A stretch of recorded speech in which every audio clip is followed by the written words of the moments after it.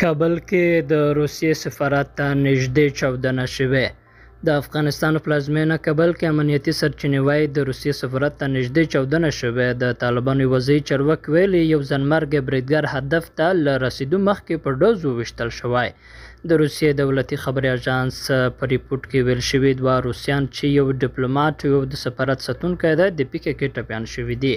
په دې پیښه کې د مرګ ژوبلې اوښتو اندېښنه څرګندېږي. د رویټرز خبري اژانس په ریپورت کې د طالبانو حکومت امنیتي چارواکو له قبله ویل شوي وو چې یو ځانمرګی بریدګر د روسیې سفارت دروازې ته له رسیدو مخکې د وسلوالو ساتونکو لخوا په ډز وویشتل شوی دی. ریپورټونو کې ویل شوي د طالبانو امنیتي ځواکونو د پیښې سیمه کله بنده کړې ده. په ریپورت کې د پولیسو ځایي مرکز مشر مولوي صابر له قبله ویل شوي ځانمرګی بریدګر د سفارت دروازې ته له رسیدو مخکې د سفارت یعنې طالب ساتونکو لخوا پیژندل شوی او په ډز ویشتل شوی دی. د مرګ ژوبلې په هکله تر اوسه کره معلومات نشته. پر خبرله رسنیو داسې تصویرونه خپاره شوي چې د دارالمان سړک په اوږدو کې د چاودنې له کبله پورته شوي لوګي پکې لیدل کېږي.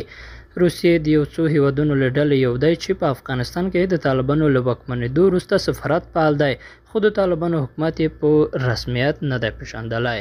دا پیښه په داسې حال کې ده چې د تېرې جمعې په ورځ په هرات ولایت کې د ګزرګاه په نوم جومات کې د جمعې لمانځه پر مهال چاودنه د پېژندل شوي دیني عالم مولوي مجيب الرحمن انصاري په ګډون 18 تنه ووژل شول او 24 نور ټپیان شول.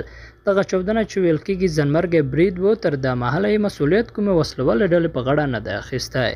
درنو لیدونکو له ملتیا مننه، ښاد اوسئ.